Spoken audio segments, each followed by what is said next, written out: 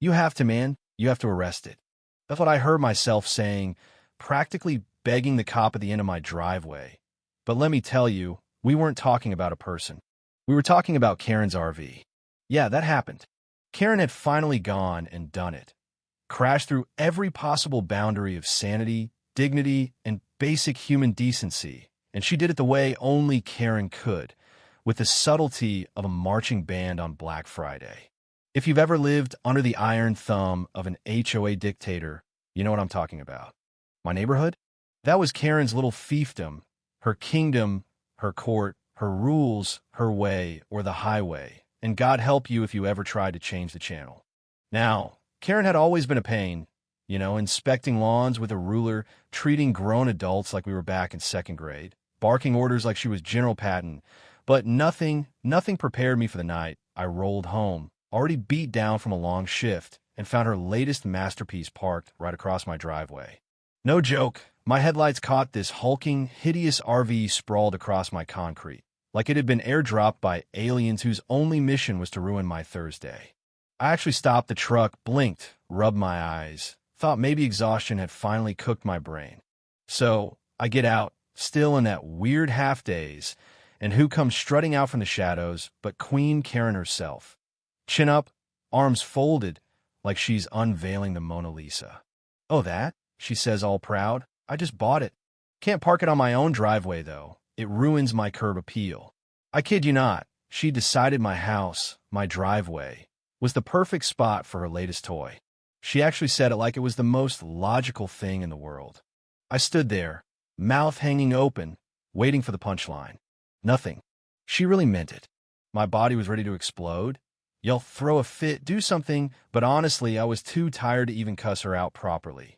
I just told her, straight up, "Karen, I swear, if that thing isn't gone by sunrise, I'll handle it myself." Then I turned and walked inside before I did something that'd get me arrested. I could feel my blood boiling, but my feet just dragged me to the couch. And here's the thing. You ever get that sinking feeling that your own life has become some kind of reality show and the rest of the world just tuned in for laughs? Yeah, that was me. Next morning, I stumble out, praying for normalcy, maybe some sunlight, a bird or two, just peace. Instead, I get that ugly beast still sitting there like it had spent the night getting more comfortable, settling in for the long haul.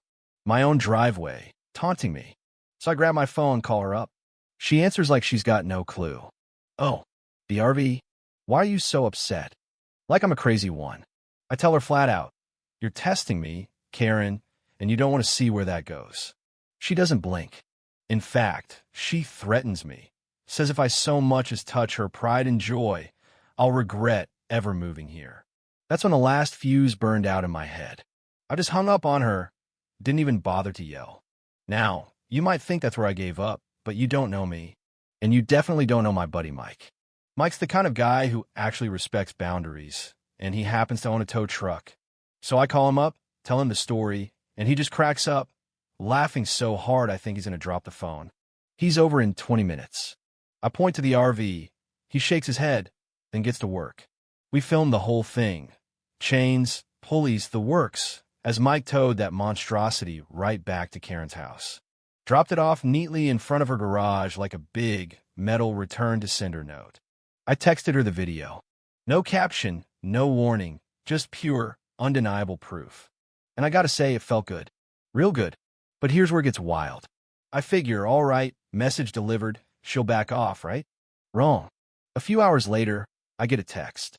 Just 3 words, "You'll regret this." Now, I don't know if you've ever been threatened by a woman who once fined a neighbor for planting the wrong colored tulips. But let me tell you, that's the sort of threat you feel. Saturday rolls around, peaceful as can be, or so I think. I'm home, coffee in hand, scrolling through my phone, finally breathing easy.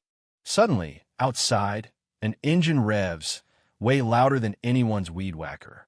Tires screech, my heart lurches, and then, boom, an explosion so violent the whole house shakes. Dust, debris, drywall raining down on my head. I hit the floor, dazed, bleeding. When I finally push up, blinking through the haze, I see it, Karen's RV. Not parked this time. No, this thing is inside my living room, wedged halfway into my wall, crushing my favorite chair. And this is the part nobody believes when I tell it. The door swings open and out steps Karen. Not a scratch on her.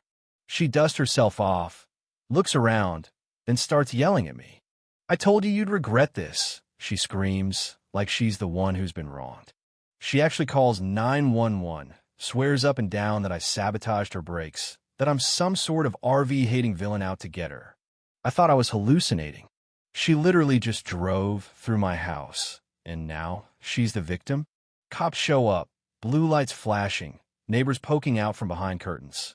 Karen's got her act ready, hand on her chest, voice all shaky, spinning a story so wild you'd think she'd written it during a thunderstorm.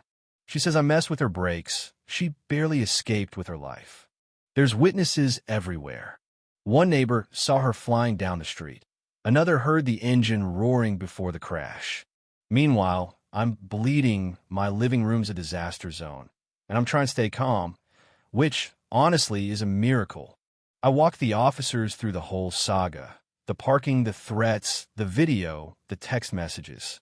Show them her "you'll regret this" warning, time-stamped just hours before she turned my house into a drive-thru. Neighbors back me up. Suddenly Karen's story starts falling apart. She's stumbling, mixing up her own lies, pointing fingers in every direction but her own.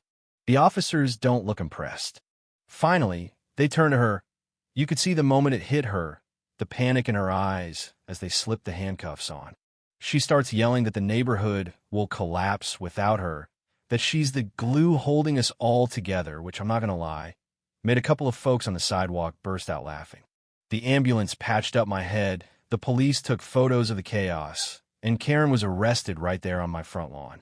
Charges? Reckless endangerment, destruction of property, false police report, attempted insurance fraud. And the cherry on top, she had to pay for every bit of repair, plus the hotel I had to crash in while they rebuilt my house. The judge was crystal clear. Her leadership days were over. Jail time, restitution, the works. Watching them lead her away, still ranting about HOA rules and tulip colors, I finally felt the peace settle in. The kind you get when justice isn't just a word on a sign, but something you can actually see. And that's the wild part, isn't it? In a world where folks like Karen think they can get away with anything, sometimes you got to stand your ground, call your buddy with a tow truck, and trust that maybe, just maybe, common sense will win out. So here's my question. What would you have done? You ever dealt with a neighbor who thought they owned the block? Think Karen got what she deserved? Or was it all too much? Drop your story below. Let's hear the wildest thing a neighbor's ever done to you. And hey, if you made it this far, stick around. There's a lot more where this came from. This is real life in the suburbs, folks, and sometimes it's stranger than fiction.